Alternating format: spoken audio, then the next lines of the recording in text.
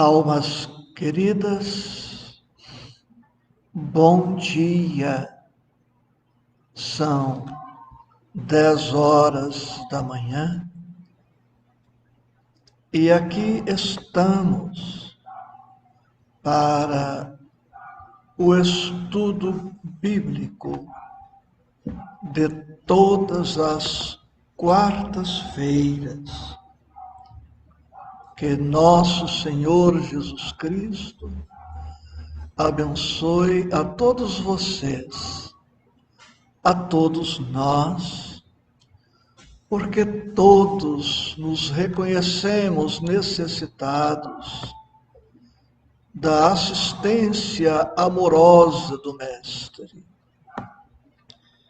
O Evangelho de Marcos, capítulo 9, versículos 14 a 29, o jovem lunático que trata da cura de um menino endemoniado, segundo as expressões clássicas. Bom dia, Marcelo Fortunato, Adolfo Pavanelli, Célia Casotti, Mima e outros corações queridos. E quando se aproximou dos discípulos, viu ao redor deles grande multidão e alguns escribas que disputavam com eles. E logo toda a multidão, vendo-o, ficou espantada e, correndo para ele, o saudaram. E perguntou aos escribas: que é que discutis com eles? E um da multidão, respondendo, disse: Mestre, trouxe-te o meu filho, que tem um espírito mudo, e este, onde quer que o apanha, despedaça-o, e ele espuma e range os dentes e vai se secando. E eu disse aos teus discípulos que o expulsassem e não puderam. E ele, respondendo-lhes, disse: ó geração incrédula, até quando estarei convosco? Até quando vos sofrerei ainda? Trazei-mo. E trouxeram-lhe. E quando ele ouviu, logo o espírito o agitou com violência, e caindo o endemoniado por terra, revolvia-se espumando. E perguntou ao pai dele: quanto tempo há que lhe sucede isto? E ele disse-lhe: desde a infância. E muitas vezes o tem lançado no fogo e na água para o destruir. Mas se tu podes fazer alguma coisa, tem compaixão de nós e ajuda-nos. E Jesus disse-lhe: se tu podes crer, tudo é possível ao que crê. E logo o pai do menino, clamando com lágrimas, disse: eu creio, Senhor, ajuda a minha incredulidade. E Jesus, vendo que a multidão concorria, repreendeu o espírito imundo, dizendo-lhe: Espírito mudo e surdo, eu te ordeno, sai dele e não entres mais nele. E ele, clamando e agitando-o com violência, saiu, e ficou o menino como morto, de tal maneira que muitos diziam que estava morto. Mas Jesus, tomando-o pela mão, o ergueu, e ele se levantou. E quando entrou em casa, os seus discípulos lhe perguntaram à parte: por que o não podemos nós expulsar? E disse-lhes: esta casta não pode sair com coisa alguma, a não ser com oração e jejum. Este o texto que nos ensejará algumas reflexões singelas, despretensiosas, objetivas, certos de que não abordaremos todos os pontos possíveis. Vemos no texto que as pessoas não ficavam indiferentes com a presença de Jesus. Elas ficavam especialmente tocadas. Joana de Ângeles, em uma de suas obras, escreve que as pessoas não ficavam indiferentes. Algumas amavam a Jesus de pronto, outras odiavam-no, porque não tinham interesse algum na prevalência do Evangelho. No texto, vemos um versículo em que Jesus, segundo a expressão literal, diz: ó geração incrédula, até quando vos sofrerei? Entendamos esta expressão do Senhor. Ele não estava estressado, desanimado, não estava pensando em desistir de nós. Ele apenas, consoante estas palavras, estava intimamente lamentando a dureza dos nossos corações, a nossa indiferença, a nossa negligência, a nossa preguiça para com as coisas espirituais. Observem que estou usando o pronome na primeira pessoa do plural. Nossa preguiça, nossa indiferença, referindo-me aqui à humanidade, reconhecendo, porém, que temos exceções muito louváveis.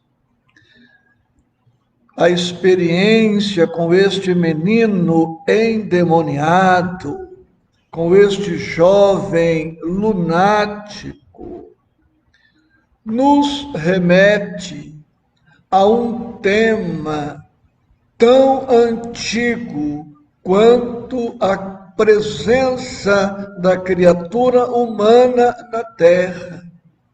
Refiro-me, como o texto se refere, aos conflitos psicológicos, às doenças psiquiátricas e também à obsessão.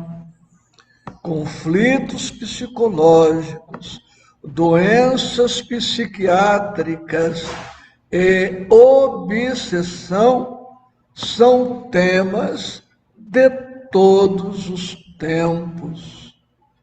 E aqui, numa abordagem ligeira, dizemos que os conflitos psicológicos, as doenças psiquiátricas e as obsessões são doenças multifatoriais. Múltiplos fatores concorrem para estes desequilíbrios todos, de tal maneira que também o tratamento há de ser multifatorial. Precisaremos, claro que estou aqui sendo genérico, precisaremos, ora, da assistência médica, do clínico geral, ora do especialista, ora do psiquiatra, do psicólogo, da psicóloga, ora vamos precisar de terapias alternativas disponibilizadas no mundo, vamos precisar de múltiplas providências para o tratamento pleno, integral, objetivando também a cura integral. E também precisaremos, em muitas destas situações, do tratamento espiritual. Trazendo alguma coisa sobre obsessão, vamos aqui registrar que existe a auto-obsessão, em que a pessoa obsidia a si mesma, auto-obsessão, e existe a alo-obsessão. Auto-obsessão, como a própria expressão sugere, é a obsessão interna, eu me obsidiando, e a alo-obsessão é a obsessão que se processa de fora para dentro. Um encarnado ou desencarnado influenciando-nos de maneira contínua, severa, constante e grave. Mas a alo-obsessão, a obsessão de fora para dentro, só é possível quando existe também a auto-obsessão. Uma pessoa que não seja o obsessor de si mesma ou obsessora de si mesma, não vai ensejar de forma alguma a alo ou a hetero-obsessão. Se eu não for uma pessoa perturbada intimamente, nada de fora conseguirá me perturbar. Isto, a grosso modo, sem que possamos agora nos estender. Existem as obsessões que se tornam visíveis e as obsessões que permanecem sutis. Este jovem da passagem evangélica apresentava uma obsessão tangível, perceptível a olho nu, pela mudez, pela surdez, pelo comportamento em que ele se via lançado no fogo, na água, o espírito certamente querendo matá-lo, e depois o desmaio que se seguiu. A obsessão já se tornara perceptível a olho nu. Mas existem as obsessões sutis. Podemos dizer que a neurose, a partir de um certo grau, passa a ser uma auto-obsessão. A psicose também é uma auto-obsessão. E tanto a neurose quanto a psicose podem gerar a alo-obsessão. E às vezes esta neurose, principalmente ela, não será assim tão perceptível. É um comportamento um pouco diferente, traz alguma perturbação, mas nada tão evidente às vezes para todos nós. Na obsessão sutil, o nosso egoísmo, o nosso orgulho, nossa vaidade, todas as nossas fraquezas serão exploradas e precisamos de vigilância, de atenção.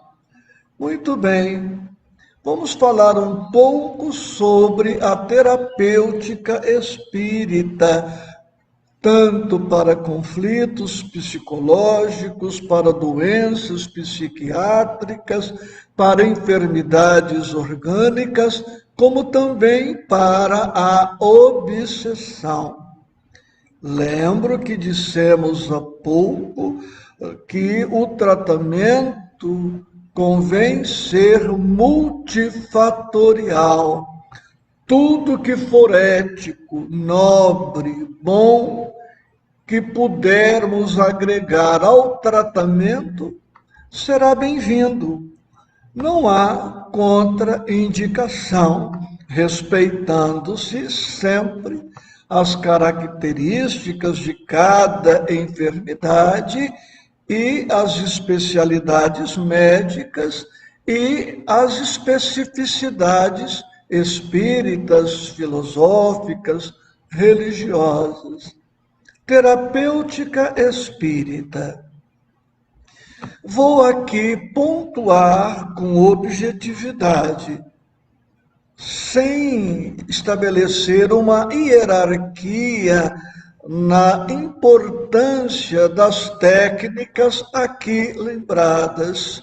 Os passes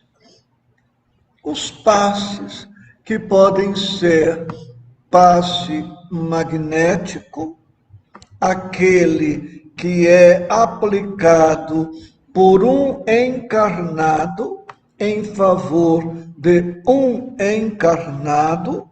Um exemplo, uma mãe pode, ela própria, um pai, aplicar um passe magnético no filho.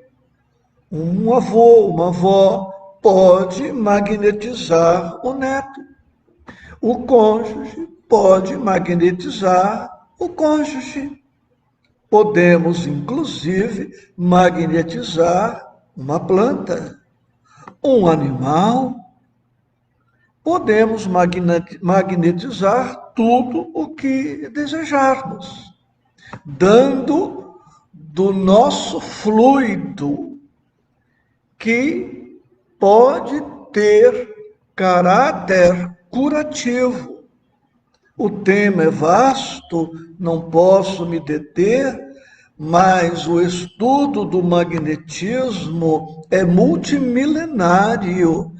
Desde antes do advento do Cristo, já se conhecia sobre o poder curativo do magnetismo, levar a pessoa para receber um passe, preferencialmente que o magnetizador seja uma pessoa ética, nobre, comprometida com o bem, que não tenha tantos vícios no que respeita à alimentação, a alcoólicos, porque tudo isto será importante para a qualidade do passe, para o alcance curativo do passe.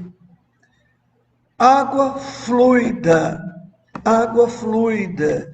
Se nós podemos magnetizar uma planta, um animal, podemos magnetizar qualquer coisa, podemos magnetizar um corpo humano, podemos também magnetizar um pouco de água. Aqui tenho um copo com água. Esta água, como toda e qualquer água, é dúctil, é dócil, maleável, flexível, passível de absorção de elementos vários, inclusive a absorção do nosso magnetismo. Se eu estou agora em paz, calmo, feliz, sereno, otimista, confiante, o meu fluido está impregnado com estas características emocionais, espirituais. O meu fluido há de permear esta água. Portanto, introduzir o uso regular, diário, se possível, da água fluida. Levar a pessoa obsidiada a assistir palestras, a participar de estudos. E observo a vocês todos, internautas queridos, que até agora não mencionei a expressão centro espírita e também não mencionei a expressão espiritismo. Este passe pode, deve, precisa ser aplicado em todas as igrejas. Você que me assiste é católico e não pretende procurar um centro espírita, pois procure pelo seu sacerdote, peça a ele que lhe imponha as mãos para que ele te abençoe. A bênção sacerdotal é um passe. Você é da Igreja Reformada e não pretende procurar um centro espírita, pois procure o seu pastor. Peça a ele, de igual modo, que lhe imponha as mãos e que o abençoe. A bênção do seu pastor é um passe. O que não devemos agora valorizar em excesso é a terminologia. A bênção é um passe. O passe é uma bênção. Você é da Umbanda, é da Messiânica, é da Quimbanda, do Candomblé, é da Seitonoye. Isto agora não faz a menor diferença. Você está naquele estágio que confia no benzedor, na benzedeira, pois procure o benzedor, a benzedeira. E ninguém estranhe um espírita falar desta maneira compreensiva, respeitosa. porque acima das nossas convicções religiosas, filosóficas, está o amor de Deus, o desejo de Deus para que todos os seus filhos sejam felizes, tenham saúde e paz. Isto é o essencial. Mas se você desejar procurar um centro espírita, procure-o. Um centro espírita que tenha em Jesus, no Evangelho do Cristo e na doutrina espírita, o seu embasamento religioso, filosófico, comportamental. Por que as palestras? Porque o obsidiado precisa se esclarecer. Ele precisa de luz, ele precisa de conhecimento. Ele precisa saber que não está sendo obsidiado por acaso, por azar. A obsessão, como qualquer outra doença, tem causas, fatores. E estes fatores e estas causas se iniciam no próprio doente. Ele, estudando o Evangelho e a doutrina espírita, no que nos pertine, vai conhecer e conhecer-se. Conhecer e conhecer-se. À medida em que vamos nos penetrando de conhecimento da verdade, conhecimento da vida, conhecendo o esquema de Deus, vamos simultaneamente nos conhecendo, porque o conhecimento é luz, e à medida em que fazemos luz, vemos mais claramente o que se passa em nós. Conhecer para conhecer-se, e conhecendo e conhecendo-se, estaremos nos preparando para o grande trabalho da transformação moral, da reforma íntima. Se eu não me conheço, como me trabalhar para a mudança? E se eu não me conheço, é sintoma de que não conheço o esquema de Deus e vou continuar confuso, perdido, conflitado, sem norte, sem rumo, sem embasamento. Outra técnica terapêutica das obsessões e das enfermidades é o serviço no bem. Por quê? Em toda auto-obsessão e em toda alo-obsessão existe sempre egoísmo. Alguém que não seja egoísta, alguém que não seja orgulhoso, não se auto-obsidia e não será pasto para a alo-obsessão, a obsessão de fora para dentro. Portanto, serviço no bem. A pessoa precisa sair de si mesma e ir ao encontro daqueles que sofrem mais.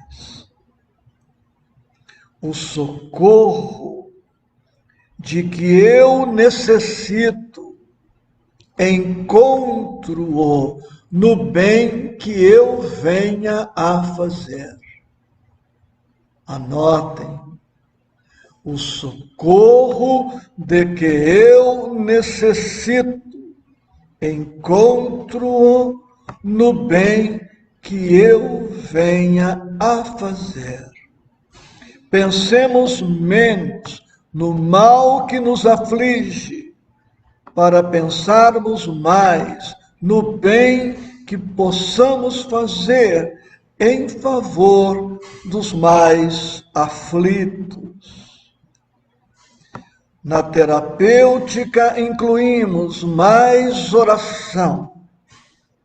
E nesta oração, à luz do Evangelho do Cristo e à luz da doutrina espírita, não vamos pedir simplesmente a cessação da obsessão, porque não é assim que devemos proceder.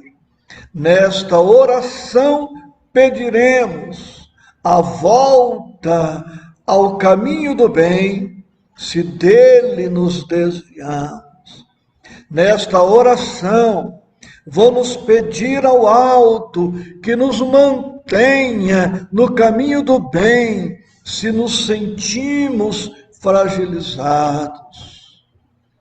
Vamos orar nas nossas enfermidades, pedindo mais progresso com estas experiências, como estamos estudando aqui às sextas-feiras à tarde. Nesta oração, vamos pedir mais forças para resistirmos à tentação. Nesta oração, vamos pedir misericórdia para com aqueles que nos perseguem. E vamos orar, pedindo ao alto que nos enseje oportunidade de reparação, porque em toda obsessão existe um mal feito, e o mal feito se anula, se repara com o bem feito. Precisamos em nossas terapias de acrescentar mais fé. O pai do menino confiou parcialmente. Ele crê, mas crê num momento, mas duvida em outro, né? E Jesus diz para ele, olha no 22, versículo 22, o pai do menino dizendo para Jesus, mas se tu podes fazer alguma coisa, tem compaixão de nós. Ele coloca no condicional, se. Jesus, se você puder, ele não afirma que Jesus pode. Entenderam? E olhem só, e no versículo 23, Jesus diz para o Pai, se tu podes crer, tudo é possível ao que crê. 24, e logo o pai do menino, clamando com lágrimas, disse, eu creio, Senhor, ajuda a minha incredulidade. A fé deste pai não era robusta, inquebrantável, era uma fé inconstante, insatisfatória. E o Cristo só se propõe a curar o filho depois que o pai eleva o nível da sua fé, o nível da sua confiança, confessando, embora ainda a sua incredulidade, mas pedindo ajuda. Quando, pois, orarmos a Jesus, não é criarmos o pensamento na condicional. Jesus, se você puder, se você quiser, se você tiver poder para isto, se você tiver competência para isto, olha que prece esquisita, estranha. Não é assim que vamos orar. Jesus pode tudo. Jesus quer sempre o nosso bem. Quando Ele não opera o bem em nossa vida, é porque nós estamos falhando em algum ponto, ou em vários pontos, ou em muitos pontos. Pensar que Jesus não quer nos atender, pensar que Jesus não quer nos assistir, pensar que Jesus pode não conseguir, é demonstrar não conhecer o poder de Jesus, o amor de Jesus, a disponibilidade de Jesus, e é culpá-lo depois pelo insucesso nas nossas dificuldades. Jesus não tem responsabilidade nenhuma por nossos fracassos, por nossas quedas, por nossos erros, por nossos insucessos. Tenhamos isso muito claramente. Quando orarmos a Jesus e Ele não nos atender, perguntemos: onde estou falhando? O que deveria fazer que não estou fazendo? O que estou fazendo que deveria me abster para poder me colocar nas condições ideais para que o Senhor opere em minha vida? Precisamos, pois, desta fé. Precisamos de compaixão. O obsessor é o nosso adversário e nosso inimigo por conta de algum comportamento inadequado de nossa parte, desta encarnação ou de outras reencarnações. Quem não é alcoólatra não será obsidiado por desencarnado alcoólatra.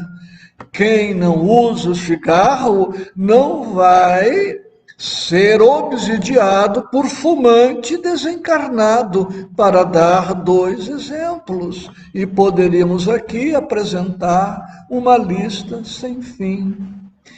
Precisamos de jejum. Precisamos de jejum. Abstermos-nos de tudo aquilo que está contribuindo para as doenças psiquiátricas, para os conflitos psicológicos, para as doenças orgânicas e também para a obsessão. O tempo não nos permitirá avançar, precisamos de disciplina, mas jejuar nesse sentido. Alguém com a glicose alterada precisará jejuar no açúcar. Alguém que esteja com colesterol alterado, ácido úrico, terá que jejuar em certos alimentos gordurosos e outros. Quem está enfrentando uma doença psiquiátrica precisará abster-se das atitudes, dos pensamentos, dos sentimentos que estão concorrendo para esta doença, porque essa doença não se instalou por acaso. Assim, em relação a tudo o mais que mencionamos hoje, que possamos tratar a nós mesmos. Que bom percebermos que sou eu o responsável maior por meus conflitos e minhas enfermidades. Está em minhas mãos ser o meu primeiro médico. Por esta razão, os médicos e psicoterapeutas e mentores espirituais não podem tudo, porque eles contam com a contribuição do interessado na cura. Mais uma vez, aos companheiros queridos, o meu amor, a minha gratidão, com votos de paz e alegria em nossos corações.